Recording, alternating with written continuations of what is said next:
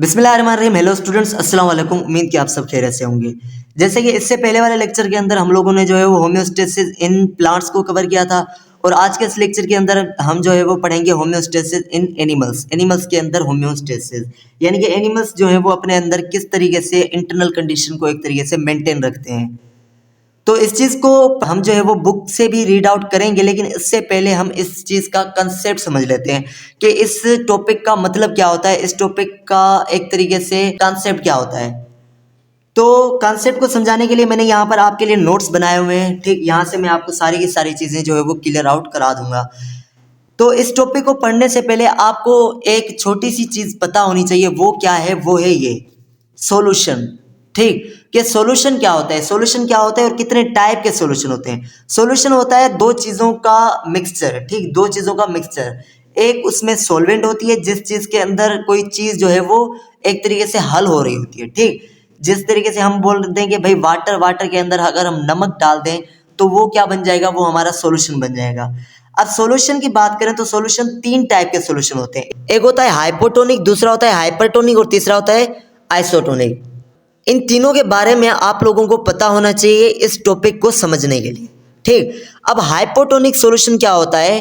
Hypotonic के word का अगर मतलब निकालो तो हाइपो का मतलब होता है लो और टोनिक का मतलब होता है सोल्यूट, यानी कि ऐसा सॉल्यूशन जिसके अंदर सोल्यूट की मिकदार जो हो, क्वांटिटी जो हो वो कम हो। ठीक, जिस तरीके से मैंने यहाँ पर आपको समझाने के लिए बनाया भी हुआ है कि यहाँ पर आप देखो इस सॉल्यूशन के अंदर, तो इस सॉल्यूशन के अंदर सोल्यूट जो है वो कम है। ठीक, तो ये वाला हमारा सॉल्यूशन जो होगा ये हमारा कहलाएगा हाइपोटोनिक सॉल्यूशन। अच्छा, तो यहाँ पर सवाल हमारे जहन में ये आता है कि हमें कैसे पता चले कि भाई किस सॉल्यूशन के अंदर जो सोल्यूट है वो कितने कम है या कितने ज़्यादा हैं। ये चीज़ हमें किस तरीके से पता चलेगी, यानी कि इस चीज़ को हम किस तरीके से जो है वो एक तरीके से मेजरमेंट उस चीज़ की कर सकते हैं, उस चीज़ को हम जो है वो उसकी पैमाइश कर सकते हैं या उसको हम एक तरीके से माप सकते हैं। वो हमें इस तरीके से पता चलेगा कि जब भी हम उस सॉल्यूशन को किसी और सॉल्यूशन से कंपेयर करेंगे। ठीक, किसी और सॉल्यूशन से कंपेयर करके बताएंगे। जिस तरीके से यहाँ पर मैंने दो सॉल्यूशन बनाए, अगर आप देख सकें तो एक है ये वाला, दूसरा है ये वाला। इसके अंदर जो है वो मैंने आपको बहुत ही कम सोल्यूट दिखाए हैं और इसके अंदर ज़्यादा सोल्यूट दिखाए हैं। तो ये वाला जो सॉल्यूशन है ये हाइपोटोनिक है, लेकिन इसके मुकाबले में, ठीक, इसके मुकाबले में हाइपोटोनिक है। अगर मैं यहाँ पर एक और सॉल्यूशन बना देता जिसके अंदर जो है वो सोल्यूट इससे भी कम होते, इस सॉल्यूशन से भी कम होते, तो फिर क्या होता, फिर ये वाला हो जाता हमारा हाइपोटोनिक। ठीक, तो ये चीज़ जो है हाइपोटोनिक या कोई और सॉल्यूशन, ये हम किसी सॉल्यूशन के बारे में उस वक्त बता दें जब हम उस सॉल्यूशन को किसी और सॉल्यूशन से कंपेयर करते हैं। ठीक, तो ये चीज़ आपको पता होनी चाहिए। उसके बाद आते हैं हम हाइपरटोनिक के ऊपर। हाइपरटोनिक सॉल्यूशन क्या होता है। हाइपरटोनिक लफ्ज़ का अगर मतलब निकालो तो हाइपर का मतलब होता है हाई और टोनिक का मतलब होता है सोल्यूट, यानी कि ऐसा सॉल्यूशन जिसके अंदर जो सोल्यूट हो वो हाई हो। ठीक, सोल्यूट जो हो वो ज़्यादा हो। ठीक, अब ज़्यादा भी हमें इस तरीके से पता लगेंगे कि जब हम जो है वो इस चीज़ को देखेंगे किसी और सॉल्यूशन से कंपेयर कर कर। तो यहाँ पर ये जो सॉल्यूशन है ये हाइपरटोनिक है क्योंकि इसके अंदर सोल्यूट ज़्यादा है, लेकिन ये किसके मुकाबले में इसके अंदर सोल्यूट ज़्यादा है, इस सॉल्यूशन के मुकाबले में। ठीक, उसके बाद होता है आइसोटोनिक सॉल्यूशन। आइसोटोनिक सॉल्यूशन ऐसा सॉल्यूशन होता है जिसके अंदर ना ही सोल्यूट ज़्यादा होते हैं और ना ही सोल्यूट कम होते हैं। तो आइसोटोनिक लफ्ज़ का मतलब निकालो तो आइसो का मतलब होता है सेम और टोनिक लफ्ज़ का मतलब होता है सोल्यूट। तो ये एक ऐसा सॉल्यूशन होता है जिसके अंदर जो है वो सोल्यूट जो होते हैं वो किसी और सॉल्यूशन के मुकाबले में ना ही ज़्यादा होते हैं ना ही कम होते हैं। तो इस तरीके के सॉल्यूशन को हम कहते हैं आइसोटोनिक सॉल्यूशन। ठीक, अब यहाँ पर मैं एक और चीज़ आपको जो है वो इम्पोर्टेंट चीज़ बताने लगा हूँ जो कि आपको इस टॉपिक के अंदर, इस टॉपिक को समझने के लिए जो है वो बहुत ही एक तरीके से फ़ायदेमंद होगी। ठीक, वो क्या है, वो है ये फैक्ट, ये हकीकत। क्या हकीकत है कि water always moves towards higher to lower, के पानी हमेशा जो है वो जहाँ पर वो ज़्यादा होता है वहाँ से वो जाता है कम की तरफ। ठीक, through a process called osmosis, इस प्रोसेस को कहा जाता है ओस्मोसिस। ठीक, इस प्रोसेस को क्या कहा जाता है, इसको कहा जाता है ओस्मोसिस कहा जाता है। तो यहाँ पर अगर मैं बात करूँ तो यहाँ पर सोल्यूट कम है तो पानी क्या होगा, पानी ऑब्वियसली जो पानी होगा वो ज़्यादा होगा। यहाँ पर सोल्यूट ज़्यादा है तो पानी क्या होगा, वो कम होगा। ठीक, तो यहाँ पर जो पानी होगा वो हमारा कहाँ से कहाँ की तरफ जाएगा, वो पानी हमारा यहाँ से इस तरफ जाएगा। ठीक, और अगर यहाँ की बात करें तो यहाँ पर पानी यहाँ पर ज़्यादा है तो यहाँ से पानी इस तरफ जाएगा, और अगर इसकी बात करें तो यहाँ पर पानी ना इस तरफ जाएगा ना इस तरफ जाएगा। क्यों? क्योंकि यहाँ पर दोनों तरफ जो पानी की मिकदार है वो क्या है, बराबर है। ठीक, ये चीज़ आपको पता होनी चाहिए थी। अब जो हमारा टॉपिक है ना वो ऑस्मो रेगुलेशन इन एनिमल्स, वो हमें अच्छे तरीके से समझ में आएगा। अब osmo regulation in animals, animals के अंदर जब हम ऑस्मो रेगुलेशन की बात करते हैं कि एनिमल्स जो है वो अपने अंदर पानी और साल्ट की मिकदार को किस तरीके से बराबर रखेंगे। जब हम इनके अंदर ऑस्मो रेगुलेशन की बात करते हैं तो उस ऑस्मो रेगुलेशन के बेस पर हम एनिमल्स को दो कैटेगरीज के अंदर डिवाइड करते हैं, दो ग्रुप्स के अंदर डिवाइड करते हैं। एक होते हैं एक्वेटिक एनिमल, दूसरे होते हैं टेरेस्ट्रियल एनिमल। एक्वेटिक एनिमल वो एनिमल होते हैं जो कि पानी के अंदर रहते हैं, और टेरेस्ट्रियल एनिमल वो एनिमल होते हैं जो कि लैंड के ऊपर रहते हैं, ज़मीन के ऊपर रहते हैं। ठीक, अब जब हम एक्वेटिक एनिमल पानी में रहने वाले जानवर की बात करें, जानवरों की बात करें, पानी में रहने वाले एनिमल्स की बात करें, तो इनके अंदर भी दो तरह के ग्रुप्स होते हैं, दो तरह के एनिमल्स आते हैं। एक होते हैं फ्रेश वाटर में रहने वाले और दूसरे होते हैं मेरीन वाटर में रहने वाले। अब अगर हम फ्रेश वाटर की बात करें तो फ्रेश वाटर जो नदियों का पानी होता है, दरिया वगैरह का पानी होता है, उसको हम फ्रेश वाटर कहते हैं। ठीक, फ्रेश वाटर को डिफाइन करो तो किस वाटर को, किस पानी को हम फ्रेश वाटर कहते हैं? उस पानी को फ्रेश वाटर कहते हैं जिसके अंदर नमक ना हो, जिसके अंदर सोल्यूट ना हो। ठीक, या तो हो ही ना, या तो बिल्कुल बहुत कम हो, तो उसको हम कहते हैं फ्रेश वाटर। और मेरीन वाटर जो होता है वो साल्टी वाटर को कहते हैं, नमक वाले पानी को कहते हैं, जिस तरीके से समुद्र का जो पानी होता है वो वाला। ठीक, अब जब हम फ्रेश वाटर एनिमल की बात करते हैं तो फ्रेश वाटर एनिमल्स के भी दो तरह के ग्रुप्स होते हैं। एक होते हैं यूनिसेल्युलर और दूसरे होते हैं मल्टी सेल्युलर। यूनिसेल्युलर ऑर्गेनिज्म जो होते हैं इनकी बॉडी जो होती है वो एक सेल की बनी हुई होती है, और मल्टी सेल्युलर जो होती है इनकी बॉडी जो होती है वो बहुत ज़्यादा सेल्स की बनी हुई होती है, ज़्यादा सेल्स की बनी होती है, यानी कि एक से ज़्यादा सेल्स की इनकी बॉडी जो होती है वो एक तरीके से बनी हुई होती है। सबसे पहले अगर हम यूनिसेल्युलर की बात करें तो इनके अंदर क्या होगा कि इनके अंदर हाइपरटोनिक कंडीशन होगी। क्यों? क्योंकि इनके बाहर जो है वो फ्रेश वाटर है, और फ्रेश वाटर जो होता है एक तरीके से हाइपरटोनिक होता है, उसके अंदर सोल्यूट बहुत कम होते हैं, तो इनके अंदर जो होगी वो हाइपरटोनिक होगी, इनके अंदर जो होंगे वो सोल्यूट ज़्यादा होंगे। क्योंकि मैंने बोला था कि हाइपरटोनिक और हाइपोटोनिक हम एक दूसरे के हिसाब से बताते हैं। तो बाहर अगर फ्रेश वाटर है तो बाहर जो है वो पानी ज़्यादा है, बाहर सोल्यूट कम है, तो अंदर जो होंगे वो सोल्यूट ज़्यादा ही होंगे।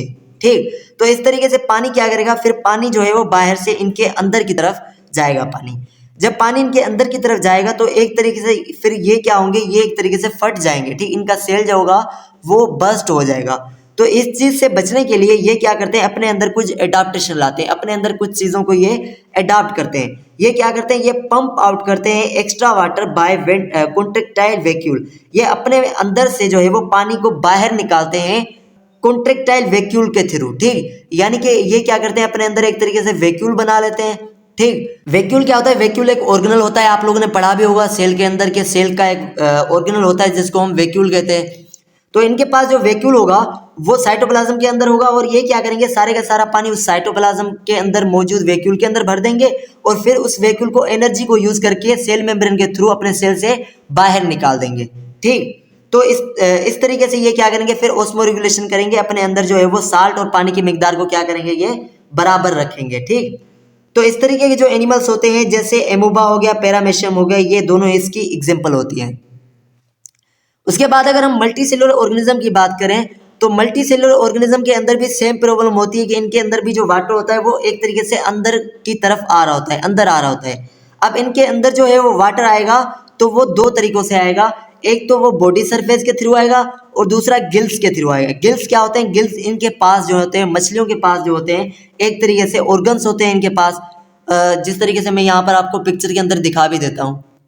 ये देखें, इस तरीके के गिल्स होते हैं। जब आप जो है वो मछली की खरीदने जाए ना तो वहाँ पर जो है आप मछली वाले के पास देख लेना गिल्स को।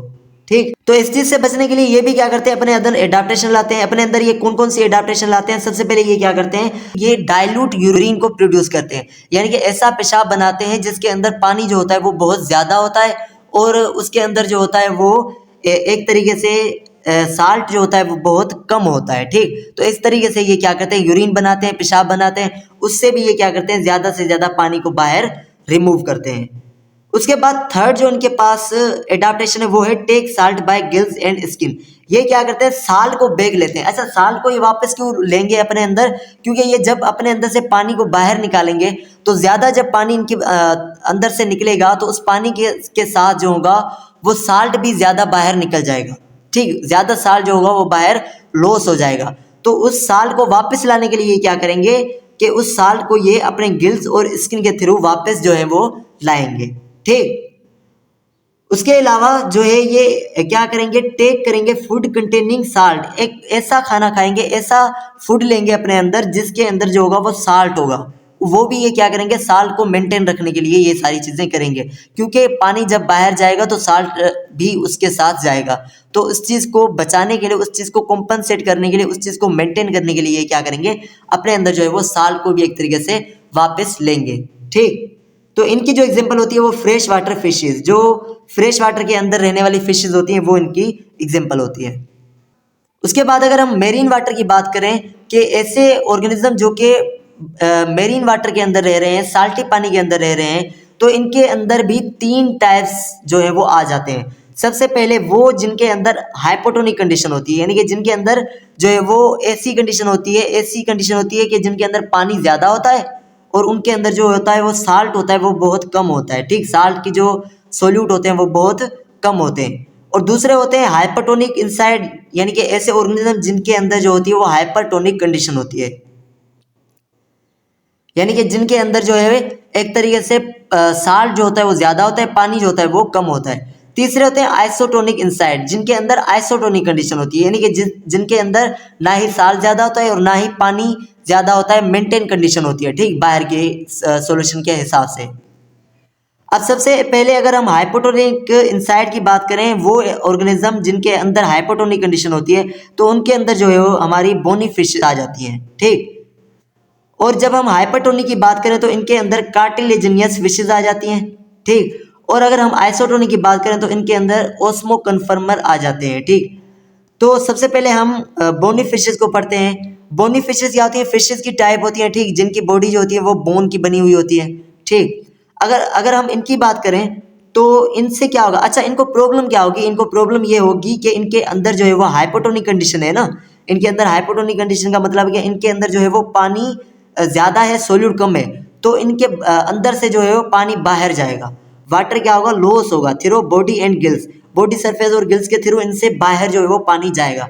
तो बाहर जब पानी जा रहा है तो इस चीज़ को बचाने के लिए, बाहर पानी जा रहा है उस चीज़ को कंपनसेट करने के लिए ये क्या करेंगे, ये डेवलप करेंगे साल्ट ग्लैंड और टेक सी वाटर एक्टिवली। सबसे पहले तो ये क्या करेंगे, जो पानी है उसको ये वापस लेंगे, समुद्र के पानी को ये क्या करेंगे, वापस लेंगे, अपने अंदर लेंगे और एक्टिवली करेंगे, यानी एनर्जी को यूज करके ये अपने अंदर पानी को लेंगे। और दूसरा ये क्या करेंगे, साल्ट ग्लैंड को प्रोड्यूस करेंगे अपने अंदर। अब ये साल्ट ग्लैंड क्या करेगा, ये साल्ट ग्लैंड उस पानी में से साल्ट को निकाल देगा, साल्ट को एक तरीके से जुदा कर लेगा उस पानी में से। ठीक, इस प्रोसेस को डिसलिनेशन कहा जाता है। ठीक, ये बुक के अंदर भी आपको मिल जाएगी चीज। और उसके अलावा ये क्या करेंगे, उसके अलावा ये कॉन्सेंट्रेटेड यूरिन जो है वो प्रोड्यूस करेंगे, यानी कि ऐसा पेशाब बनाएंगे जिसके अंदर जो सोल्यूट होगा वो बहुत ज़्यादा होगा और जो पानी होगा वो बहुत कम होगा। अब ये जो साल्ट ग्लैंड के थ्रू जो ये साल्ट को अलग कर रहे थे, वो साल्ट ये यूरिन के थ्रू क्या कर रहे हैं, बाहर निकाल रहे हैं। तो इस तरीके से ये क्या करेंगे, ऑस्मो रेगुलेशन करेंगे, ये मेंटेन रखेंगे अपनी कंडीशन को। उसके बाद अगर हम कार्टिलेजिनियस फिशेज की बात करें तो इनको क्या प्रॉब्लम होगी, इनको प्रॉब्लम होगी कि इनके अंदर पानी आएगा, क्योंकि इनके अंदर जो कंडीशन है वो हाइपोटोनिक कंडीशन है, यानी इनके अंदर पानी कम है, सोल्यूट ज़्यादा है, तो इनके अंदर जो है वो पानी आएगा किसके थ्रू, बॉडी सरफेस के थ्रू और गिल्स के थ्रू। गिल्स क्या होती है मैं आपको बता चुका हूँ, और बॉडी सरफेस क्या होती है, इनके बॉडी के थ्रू। ठीक, यानी कि इनके जिस्म की लेयर के थ्रू, जिस्म के सरफेस के थ्रू। ठीक, अब ये इस चीज़ को बचाने के लिए, इनके अंदर जो ज़्यादा पानी आ रहा है उस चीज़ को एक तरीके से कॉम्पनसेट करने के लिए, इस चीज़ को एक तरीके से मेंटेन करने के लिए ये क्या करेंगे, ये अपने अंदर एडाप्टेशन लाएंगे कि ये eat food which contain nitrogenous compound, ये ऐसा खाना खाएंगे जिसके अंदर नाइट्रोजनियस कंपाउंड ज़्यादा होंगे। ठीक, नाइट्रोजनियस कंपाउंड जैसे यूरिया वगैरह हो गए वो ज़्यादा होंगे। अब नाइट्रोजनियस कंपाउंड से क्या होगा कि नाइट्रोजनियस कंपाउंड एक तरीके से सोल्यूट का किरदार जो है वो यहाँ पर एक तरीके से अदा करेगा, यानी कि वो सोल्यूट के तौर पे बिहेव करेगा। तो उनके अंदर जो है वो जब सोल्यूट आएगा तो उनके अंदर जो है एक तरीके से कंडीशन फिर मेंटेन हो जाएगी। ठीक, इनकी जो एग्जांपल होती है वो होती है कार्टिलेजिनियस फिश, और ये नाइट्रोजनियस कंपाउंड वाला जो खाना खाएंगे, जिस तरीके से मीट होता है उसके अंदर जो होता है वो नाइट्रोजनियस कंपाउंड जो है वो प्रेजेंट होते हैं। उसके बाद जो तीसरे टाइप के ऑर्गेनिज्म होते हैं वो होते हैं आइसोटोनिक इनसाइड, ऐसे ऑर्गेनिज्म जिनके अंदर आइसोटोनिक कंडीशन होती है, जिनको हम ओस्मो कन्फर्मर कहते हैं। अब ये ओस्मो कन्फर्मर क्या होते हैं? ओस्मो कन्फर्मर ऐसे ऑर्गेनिज्म को कहा जाते हैं जो कि अपने आप को क्या कर लेते हैं, अपने आप को एक तरीके से चेंज कर लेते हैं, अपनी कंडीशन को क्या करते हैं, वो चेंज कर लेते हैं अकॉर्डिंग टू आउटर कंडीशन होती है, जो कि बाहर वाली कंडीशन होती है उसके हिसाब से अपने आप को चेंज कर लेते हैं। तो ये इस वजह से क्या रहते हैं, आइसोटोनिक कंडीशन के अंदर रहते हैं। यानी कि अगर बाहर सोल्यूट ज्यादा होगा तो ये भी क्या करेंगे, अपने अंदर सोल्यूट को ज्यादा कर लेंगे। अगर बाहर जो होगा वो पानी ज्यादा होगा तो ये भी अपने अंदर क्या करेंगे, पानी को ज्यादा कर लेंगे। बाहर वाली कंडीशन के हिसाब से अपने आप को ये चेंज कर लेंगे। इस तरीके से इनके अंदर क्या होगा, फिर आइसोटोनिक कंडीशन ही रहेगी, यानी कि ऐसा सोल्यूट रहेगा जो कि मेंटेन रहेगा एक तरीके से, ठीक ना। उसके अंदर जो है वो ज्यादा सोल्यूट होंगे, ना ही ज्यादा पानी होगा बाहर की तरफ। जितने बाहर सोल्यूट या बाहर पानी होगा उतने इनके अंदर ही कंडीशन होगी, उतने इनके अंदर सोल्यूट और पानी ही होगा। ये जो ऑर्गेनिज्म होते हैं ये मोस्टली जो होते हैं वो यूनिसेल्युलर ही होते हैं, यानी कि ये ऑर्गेनिज्म यूनिसेल्युलर होते हैं, जिनकी बॉडी एक सेल की बनी हुई होती है, वही होते हैं कौन, हमारे ओस्मो कन्फर्मर होते हैं, ठीक। उसके बाद अगर हम टेरेस्ट्रियल एनिमल्स की बात करें, वो एनिमल्स जो कि लैंड के ऊपर रहते हैं, ज़मीन के ऊपर रहते हैं, जब हम उनकी बात करें तो उनको क्या प्रॉब्लम होगी, उनको प्रॉब्लम होगी कि problem loss of water due to direct contact with heat. इसके अंदर हम भी आ जाते हैं और एनिमल्स भी आ जाते हैं जो कि ज़मीन के अंदर रहते हैं। तो हमें क्या होता है कि हमें डायरेक्ट हमारा कॉन्टेक्ट होता है हीट से, यानी कि सन की रोशनी जो होती है वो हमारे ऊपर डायरेक्ट पड़ती है। तो उस वजह से क्या होता है, फिर हम हमारे अंदर से जो होता है वो वाटर एक तरीके से लूज होता है, वाटर जो होता है हमारे अंदर से निकलता है, ठीक। तो वो जो वाटर निकल रहा है उस वाटर को निकलने के लिए हम फिर क्या करते हैं, हम भी अपने अंदर एडाप्टेशन लाते हैं। कौन कौन सी एडाप्टेशन होती है? या तो इनके अंदर जो है होता है एक्सोस्केलेटन होता है, ठीक। एक्सोस्केलेटन यानी कि एक तरीके का स्केलेटन होता है जो कि बाहर की तरफ होता है, जो कि इंसेक्ट वगैरह के पास होता है, ठीक। या फिर वो थिक स्किन होती है, जैसे हमारे पास जो स्किन है वो थिक स्किन होती है। तो उससे क्या करते हैं, हम अपने अंदर से वाटर के लॉस को एक तरीके से बचाने की कोशिश करते हैं, ठीक। ये पहली एडाप्टेशन थी टेरेस्ट्रियल ऑर्गेनिज्म के पास, टेरेस्ट्रियल एनिमल्स के पास। उसके बाद दूसरी एडाप्टेशन है reabsorption of water in kidney. क्या करते हैं, ये किडनी से भी वाटर को एक तरीके से बचाने की कोशिश करते हैं, रीएब्जॉर्ब करते हैं, यानी कि वाटर को दोबारा अपनी बॉडी के अंदर जो है एक तरीके से वापस निकाल लेते हैं, ठीक। यानी कि वहां पर रिएक्शन होते हैं और जब वो पानी जो है यूरिन बनता है, जब यूरिन निकलने लगता है किडनी में से, तो उससे जो है वो वाटर को एक तरीके से वापस जो है वो एक तरीके से निकाल लेते हैं। उसको हम कहते हैं reabsorption of water in kidney. Kidney के अंदर वाटर को दोबारा से एब्जॉर्ब करना, दोबारा से जो है वो वापस लेकर जाना बॉडी की तरफ, ठीक। ये वाली चीज़ जो है हम डिटेल से आगे जाकर कवर करेंगे। उसके बाद थर्ड अगर एडाप्टेशन की बात करें, थर्ड एडाप्टेशन इनके अंदर है प्रोड्यूस वाटर फ्रॉम फैट्स इन परोक्सिसोम। परोक्सिसोम एक ऑर्गेनल होता है जिनके अंदर ये क्या करते हैं, वाटर को प्रोड्यूस करते हैं फैट्स से। फैट्स एक लिपिड होती है, ठीक। अच्छा, मैं यहाँ पर आपको एक इंटरेस्टिंग चीज़ बताने लगा हूँ कि जैसे कि आपने सुना भी होगा कि ऊंट वगैरह जो होते हैं, जो कि रहते हैं ऐसे इलाकों पर, रेगिस्तान वगैरह के इलाकों पर रहते हैं, तो वहाँ पर क्या होता है, वहाँ पर पानी कम होता है। तो वो क्या करते हैं कि वहाँ पर पौधों को खाते हैं, ठीक। पौधों को खाने के बाद वो क्या करते हैं, उन पौधों को अपने अंदर जो है एक तरीके से तोड़ कर उनमें से क्या करते हैं, उनमें से एक तरीके से वो पानी निकालते हैं। तो इस वजह से जो ऊंट होते हैं वो ज़्यादा दिन भी जो है वो पानी के बगैर रह सकते हैं, ठीक। तो यहाँ पर इसका एग्जाम्पल क्या है, ऊंट वगैरह इसका एग्जाम्पल है, केमल वगैरह इसका क्या होता है, एग्जाम्पल होता है। उसके साथ साथ कैंगरोज भी इसका एग्जाम्पल होता है। ये थर्ड एडाप्टेशन थी इनके अंदर। फोर्थ एडाप्टेशन की बात करें तो वो है कि कंटिन्यूसली ड्रिंकिंग वाटर और ईटिंग लिक्विड फूड।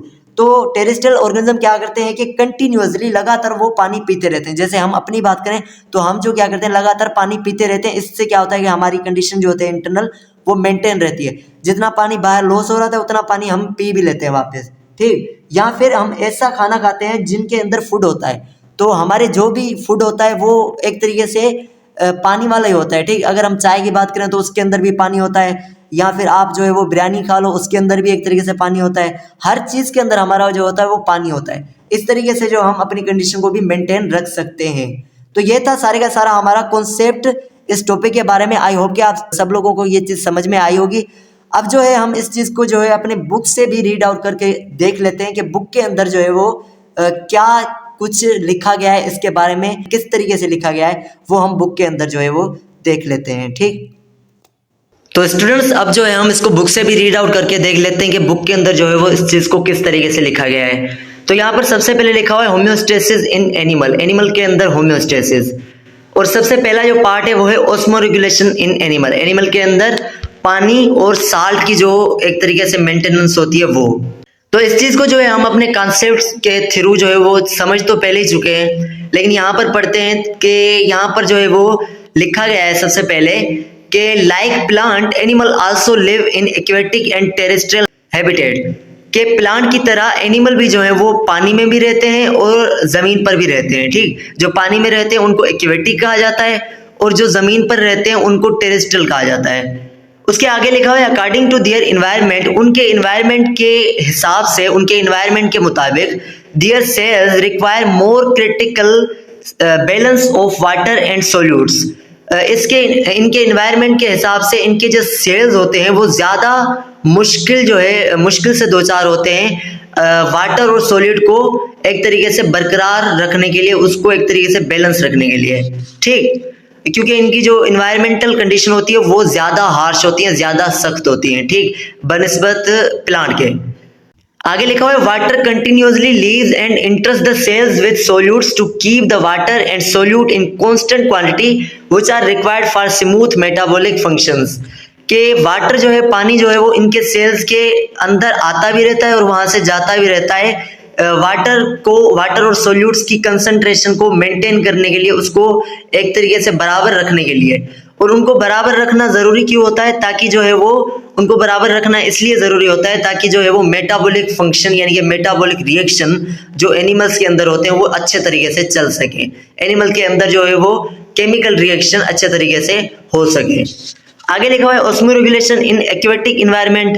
ठीक, एक्वेटिक यानी कि पानी के अंदर जो है वो ऑस्मो रेगुलेशन के बारे में लिखा हुआ है। तो यहाँ पर लिखा गया है कि the aquatic condition are classified on the basis of concentration of salt present in it, के एक्वेटिक कंडीशन की बात करें तो उसको जो है हमने ग्रुप्स के अंदर डिवाइड किया हुआ है, किस चीज के बेस पर, कि कितना जो है वो वहां पर साल्ट मौजूद है। ठीक, यानी कि हमने डिवाइड किया हुआ था ना, एक फ्रेश वाटर और दूसरा मेरीन वाटर, जो कि हमने कॉन्सेप्ट के अंदर देखा था, तो वही चीज यहाँ पर लिखी गई है।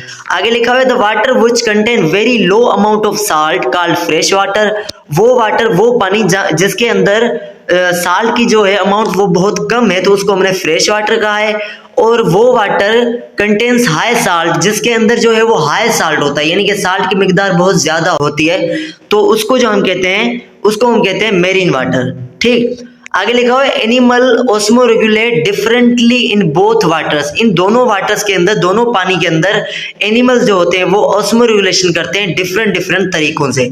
ठीक, उसके बाद जो है वो लिखा है osmo regulation in fresh water. सबसे पहले osmo regulation in fresh water के अंदर देखते हैं कि फ्रेश वाटर के अंदर, फ्रेश पानी के अंदर जो है वो एनिमल्स किस तरीके से ऑस्मो रेगुलेशन करते हैं। ये चीज जो है वो कॉन्सेप्ट में जो है अच्छे तरीके से समझ चुके हैं, लेकिन यहाँ से अगर रीड आउट करेंगे तो हमें और ज्यादा अच्छे तरीके से जो है वो क्लियर हो जाएगी ये चीज। तो यहाँ पर लिखा हुआ है fresh water animals have hypertonic condition, जो फ्रेश वाटर के अंदर रहने वाले एनिमल्स होते हैं उनके अंदर जो है वो हाइपरटोनिक कंडीशन होती है, यानी कि उनके अंदर सॉल्यूट ज्यादा और पानी कम वाली कंडीशन होती है। ठीक, देयर बॉडी और cells so they always facing the problem of flooding of H2O water and loss of salts. तो इस वजह से क्या होता है कि वो हमेशा एक प्रॉब्लम से दो चार होते हैं। वो प्रॉब्लम क्या होती है कि उनके अंदर जो वो पानी होता है वो मुसलसल आता रहता है और साल्ट जो है वो, नमक जो है वो मुसलसल वहां से जाता रहता है। आगे लिखा है we can classify further these animals in two groups, हम जो है वो इन एनिमल्स को मजीद जो है वो दो ग्रुप्स के अंदर डिवाइड कर सकते हैं। ठीक, एक यूनिसेल्युलर जिनकी बॉडी एक सेल से बनी हुई होती है और दूसरे मल्टी सेल्युलर जिनकी बॉडी ज्यादा सेल से बनी हुई होती है। तो यूनिसेल्युलर के बारे में लिखा हुआ है कि pump out excess water bye contractile vacuole, ये क्या करते हैं, मतलब ये किस तरीके से जो है इस प्रॉब्लम्स को फेस करते हैं, ये वाटर को, पानी को जो है वो कॉन्ट्रैक्टाइल वैक्यूल के थ्रू जो है वो अपने अंदर से बाहर निकाल देते हैं। ये चीज जो है वो हम पहले ही समझ चुके हैं। तो इसकी एग्जांपल में लिखा हुआ है एमोबा और पैरामेशियम। एमोबा और पैरामेशियम जो है वो यूनिसेल्युलर फ्रेश वाटर ऑर्गेनिज्म की एग्जांपल होती है। उसके बाद मल्टी सेल्युलर के अंदर लिखा हुआ है they pump out excess water by producing dilute urine. ये जो है वो वाटर को, पानी को अपने अंदर से निकालते हैं डाइल्यूट यूरिन को प्रोड्यूस करके, यानी कि एक ऐसा पेशाब बनाते हैं ये जिसके अंदर जो है वो पानी ज्यादा होता है और साल्ट जो होता है वो कम होता है। तो इस तरीके से क्या होता है कि इनके अंदर जो एक्सेस वाटर, जो ज्यादा पानी जो इनके अंदर आ रहा था, तो वो यहाँ से रिमूव करते हैं ये यूरिन के थ्रू। उसके बाद लिखा हुआ है loose of salt in compensated by active uptake of salt by gills and skin as well as use of salt containing food. तो जब ये पानी अपने अंदर से बाहर निकालेंगे तो उस पानी के थ्रू जो है वो साल्ट भी इनके अंदर से निकलेगा।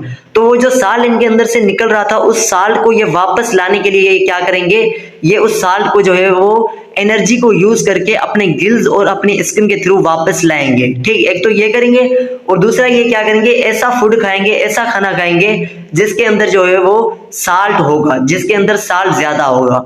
ठीक, तो इस तरीके से जो साल्ट निकल रहा था इनके अंदर से, पानी के एक्सेस अमाउंट को ये जब निकाल रहे थे, तो उसके जरिए जो साल्ट इनके अंदर से बाहर जा रहा था, उस साल्ट के नुकसान को भी एक तरीके से क्या कर लेंगे, पूरा कर लेंगे।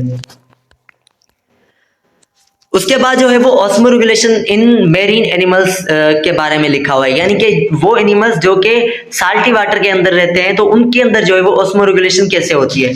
तो इनके बारे में लिखा हुआ है कि usually marine animals have hypotonic condition, low salt inside. तो अक्सर औकात क्या होता है कि जो मेरीन वाटर के अंदर एनिमल रह रहे होते हैं, तो उनके अंदर हाइपोटोनिक कंडीशन होती है, यानी कि उनके अंदर लो साल्ट वाली कंडीशन होती है। ठीक, साल्ट कम होता है उनके अंदर और पानी जो होता है वो उनके अंदर ज्यादा होता है। But some marine animals develop hypertonic और isotonic same salt condition by metabolism. पर कुछ जो होते हैं मेरीन एनिमल, वो अपने अंदर हाइपरटोनिक यानी कि ज्यादा साल्ट वाली कंडीशन भी जो है वो एक तरीके से डेवलप कर लेते हैं, या फिर वो आइसोटोनिक कंडीशन यानी कि सेम कंडीशन जो है वो अपने अंदर डेवलप कर लेते हैं। ये चीज जो है हमने वहां पर अपने कॉन्सेप्ट के अंदर एक तरीके से सबसे पहले जो है वहां पर हमने समझा था उस चीज को। ठीक, तो ये किस तरीके से फिर जो है ऑस्मोरेगुलेशन अपने अंदर करते हैं, तो इनके अंदर जो है वो 3 एग्जांपल यहाँ पर हमारी बुक के अंदर दी गई है। सबसे पहले बोनी फिशेस, उसके बाद कार्टिलेजिनियस फिशेस और उसके बाद ओस्मो कन्फर्मर। तो सबसे पहले जो हम बोनी फिश की बात कर लेते हैं, तो बोनी फिश के बारे में लिखा हुआ है have low salt inside the body. इनके जिस्म के अंदर, इनकी बॉडी के अंदर जो साल्ट की कंडीशन होती है, साल्ट का जो मिकदार होता है वो कम होता है। अब साल्ट के मिकदार कम होने से क्या होगा कि इनके पास जो होगा वाटर जो होगा, पानी जो होगा वो ज्यादा होगा। पानी के ज्यादा होने से क्या होगा कि इनकी बॉडी से जो है वो पानी बाहर जाएगा।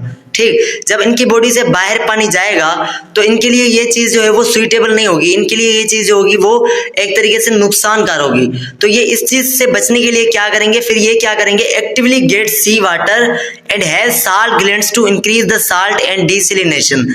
तो ये क्या करेंगे, फिर ये जो है वो एनर्जी को यूज करके सी वाटर को यानी कि समुद्र के पानी को अपने अंदर वापस लाएंगे। ठीक, और उनसे उससे क्या करेंगे, फिर उससे ये क्या करेंगे, साल्ट ग्लैंड के थ्रू डिसैलिनेशन करेंगे। डिसैलिनेशन क्या होता है कि उस सी वाटर से, उस समुद्र के पानी से ये क्या करेंगे, साल्ट को जुदा करेंगे, साल्ट को निकालेंगे।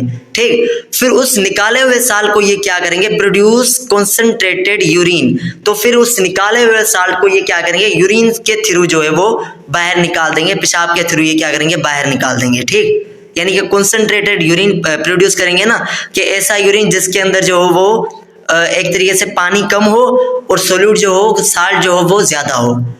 उसके बाद अगर हम कार्टिलेजिनियस फिश की बात करें, तो कार्टिलेजिनियस फिश के बारे में लिखा हुआ है have high salt bye storing urea inside. इनकी बॉडी के अंदर जो है वो साल्ट ज्यादा होता है। ठीक, साल्ट ज्यादा होने से क्या होगा कि इनके अंदर पानी जो होगा वो कम होगा। जब इनके अंदर पानी जो होगा वो कम होगा, साल्ट ज्यादा होगा, तो इनके अंदर पानी जो है वो इनसाइड आएगा। जब इनके अंदर पानी आने लगेगा तो फिर इस कंडीशन, ये वाली कंडीशन भी इनके लिए एक तरीके से सुइटेबल नहीं होगी। ठीक, ज्यादा पानी वाली कंडीशन। तो इससे बचने के लिए क्या करेंगे, ये eat food which contain nitrogenous compound. तो ये ऐसा खाना खाएंगे जिसके अंदर नाइट्रोजीनियस कंपाउंड होगा। ठीक, तो नाइट्रोजीनियस कंपाउंड के अंदर ये क्या करेंगे, फिर उससे जो है वो नाइट्रोजन वाले कंपाउंड से ये एक तरीके से यूरिया निकालकर अपने अंदर क्या करेंगे, स्टोर करेंगे। ठीक, यूरिया स्टोर करने से क्या होगा कि यूरिया जो होगा वो मतलब यहाँ पर एज ए सॉल्यूट काम करेगा, ठीक, यानी कि वो सॉल्यूट के तौर पर काम करेगा। तो इससे क्या होगा, फिर इससे जो है कंडीशन जो होगी वो मेंटेन होगी। तो फिर जो वो पानी वाली कंडीशन और सॉल्यूट वाली कंडीशन होगी वो एक तरीके से उसको ये क्या करने की कोशिश करेंगे, ये उसको मेंटेन करने की कोशिश करेंगे। उसके बाद थर्ड जो यहाँ पर एग्जांपल दी है वो है ओस्मो कन्फर्मर।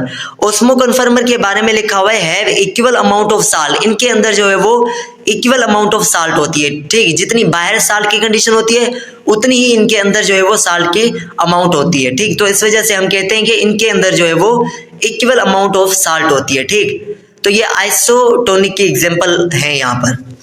तो इनके बारे में लिखा हुआ है, तो ये क्या करेंगे, फिर इनको तो कुछ करने की जरूरत ही नहीं होती, ठीक, क्योंकि इनकी कंडीशन जो है वो पहले से ही मेंटेन होती है। तो इनके बारे में लिखा हुआ है, ये क्या करेंगे, these animals do not require any activity to adjust their internal osmotic condition. तो इनको कुछ भी नहीं करना होता, ठीक। तो इनकी जो एग्जांपल है, यानी कि ये क्या होते हैं, ओस्मो कन्फर्मर कौन होते हैं, ओस्मो कन्फर्मर यूनिसेल्युलर होते हैं, वो ऑर्गेनिज्म होते हैं, वो जानदार होते हैं, वो एनिमल होते हैं जिनकी जो बॉडी होती है वो एक सेल की बनी हुई होती है, ठीक। उसके बाद जो है वो लिखा हुआ है osmo regulation in terrestrial condition, यानी कि उन एनिमल्स के अंदर ओस्मो रेगुलेशन जो कि जमीन पर रहते हैं उनके बारे में लिखा हुआ है, terrestrial condition are harsh for living organism because the direct contact of heat to body causes loose of water which leads to dehydration, major problems for terrestrial life. के टेरेस्ट्रियल जो ऑर्गेनिज्म होते हैं, वो एनिमल जो कि जमीन पर रह रहे होते हैं, तो उनके लिए तो और भी ज्यादा मुश्किल होती है, उनके लिए जो कंडीशन होती है वो और भी ज्यादा हार्श होती है, यानी कि सख्त होती है। क्यों? क्योंकि इनकी जो होती है वो डायरेक्ट कॉन्टेक्ट होता है हीट से, यानी कि सूरज की रोशनी जो होती है वो उनकी बॉडी पर डायरेक्टली पड़ रही होती है। तो इस वजह से क्या होता है कि इनसे जो है वो पानी ज्यादा से ज्यादा बाहर निकलता है, लूज होता है, निकलता है, ठीक। तो ज्यादा से ज्यादा पानी यहाँ से निकलेगा तो इनके अंदर जो है वो डिहाइड्रेशन हो जाएगी, यानी कि एक तरीके से पानी की जो है कमी हो जाएगी, ठीक। और भी जो है वो प्रॉब्लम्स इनके अंदर हो जाएंगी जब इनसे पानी जो है वो निकलेगा।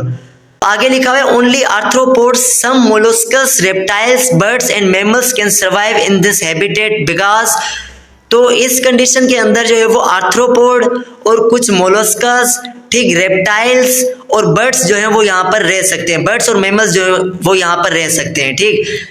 ये जो होते हैं आर्थ्रोपोड और मोलस्कस जो होती है वो एक तरीके के ग्रुप्स होते हैं एनिमल्स के, ठीक, फैमिलीज होती हैं। और रेप्टाइल्स एक क्लास होती है, ठीक। तो रेप्टाइल्स उनको कहा जाता है जो कि एक तरीके से अपने आप को घसीट कर चलते हैं, ठीक। और बर्ड्स जो होते हैं वो परिंदों को कहा जाता है, और मैमल्स जो होते हैं वो हम होते हैं, ठीक। मैमल्स वो ऑर्गेनिज्म होते हैं जो कि अपने बच्चों को फीड करवाते हैं मिल्क के थ्रू, ठीक, यानी कि वो दूध पिलाकर जो है अपने बच्चों को एक तरीके से सरवाइव कराते हैं। तो उनके बारे में लिखा हुआ है कि सिर्फ और सिर्फ यही सरवाइव कर सकते हैं, यही रह सकते हैं। क्यों रह सकते हैं? क्योंकि इनके पास जो है वो एडाप्टेशन होती है, ये खुद को क्या करते हैं, खुद को मॉडिफाई करते हैं, खुद को इस कंडीशन के मुताबिक बनाते हैं। क्या चीजें ये करते हैं? तो वो चीजें यहाँ पर लिखी हुई है कि सबसे पहले their bodies are covered by exoskeleton और थिक स्किन। इनका जो जिस्म होगा, इनकी जो बॉडी होगी वो या तो एक्सोस्केलेटन से ढकी हुई होगी या फिर थिक स्किन यानी कि मोटी स्किन से ढकी हुई होगी। एक्सोस्केलेटन क्या होता है? एक्सोस्केलेटन बाहर की तरफ स्केलेटन होता है, ठीक, एक ढांचा होता है जो कि इंसेक्ट्स वगैरह के पास होता है, जीत वगैरह के पास होता है, ठीक। तो उससे क्या होगा कि उससे होगा कि which prevent loss of water, उससे क्या होगा कि ये वाटर जो बाहर जा रहा था, बाहर निकल रहा था, उस चीज को क्या करेंगे, ये बचाएंगे, ठीक, वाटर को ज्यादा बाहर निकलने नहीं देंगी। ये दो चीजें कौन कौन सी? एक्सोस्केलेटन या फिर थिक स्किन। उसके बाद दूसरी एडाप्टेशन जो है वो लिखी हुई, they conserve water by reabsorption in kidney and rectum. तो ये क्या करेंगे, किडनी और रेक्टिम के अंदर जो है वो एक तरीके से वाटर को लॉस होने से बचाएंगे, ठीक, वाटर को बचा के रखेंगे। तो ये जो वाटर को बचा के रखते हैं तो इस चीज को रीएब्जॉर्प्शन कहा जाता है। इस चीज को डिटेल से हम आगे जाकर कवर करेंगे जब हम पढ़ रहे होंगे होम्योस्टेसिस इन मेन, ठीक, यानी कि हमारे अंदर जो होम्योस्टेसिस होती है उसके बारे में पढ़ेंगे। तो वहां पर जो है हम वहां पर ये पढ़ेंगे कि किस तरीके से जो है किडनी के अंदर रीएब्जॉर्प्शन होती है। उसके बाद थर्ड एडाप्टेशन लिखी हुई है कि some of them can produce water from fats catabolism with the help of peroxisome, जैसे कैमल एंड कैंगरोज के कुछ एनिमल होते हैं वो क्या करते हैं, वाटर को प्रोड्यूस करते हैं कैटाबॉलिज्म के थ्रू। कैटाबॉलिज्म एक प्रोसेस का टाइप होता है जिसके अंदर हम बड़े मॉलिक्यूल्स को जो है वो तोड़ देते हैं, ठीक। तो कुछ एनिमल्स ऐसे होते हैं जो कि बड़े मॉलिक्यूल्स को तोड़ देते हैं, यानी फैट्स को तोड़ देते हैं। फैट्स एक लिपिड की टाइप होती है, तो उसको तोड़कर उसमें से जो है वो वाटर को निकाल कर अपने अंदर जो है वो रख लेते हैं, अपने अंदर जो है वो स्टोर करके रखते हैं। और ये प्रोसेस जो है, ये प्रोसेस पर ऑक्सीजोम में हो रहा होता है। पर ऑक्सीजोम जो है वो एक तरीके के ऑर्गेनल होते हैं जो कि सेल के अंदर प्रेजेंट होते हैं। आप इसके बारे में 9th क्लास के अंदर पढ़ के आए होंगे। और ये चीज जो है वो कैमल या कैंगरोज के अंदर होती है। आगे फिर फोर्थ एडाप्टेशन और लास्ट एडाप्टेशन के अंदर लिखा हुआ है कि कंटिन्यूअसली ड्रिंकिंग ऑफ वाटर और यूजिंग लिक्विड फूड। और चौथी जो एडाप्टेशन इनके अंदर होती है वो ये होती है कि ये लगातार मुसलसल पानी पीते रहते हैं, या फिर ये ऐसा खाना खाते हैं, ऐसा फूड जो है वो खाते हैं, ऐसा फूड यूज करते हैं जिसके अंदर जो है वो पानी होता है। ठीक, तो इस चीज के बारे में मैंने वहां पर आपको जो है वो समझाया भी था कि हमारे जो फूड होते हैं वो मोस्टली वही होते हैं जो कि लिक्विड से बने हुए होते हैं। यानी कि अगर हम बिरयानी भी बनाते हैं ना, तो उसके अंदर भी जो है वो हम लिक्विड को यूज करते हैं। ठीक, तो यही था आज का हमारा टॉपिक। आई होप कि आपको समझ में आया होगा। तो फिर अल्लाह हाफिज, इजाजत दें, फिर मिलते हैं अगली वीडियो के अंदर।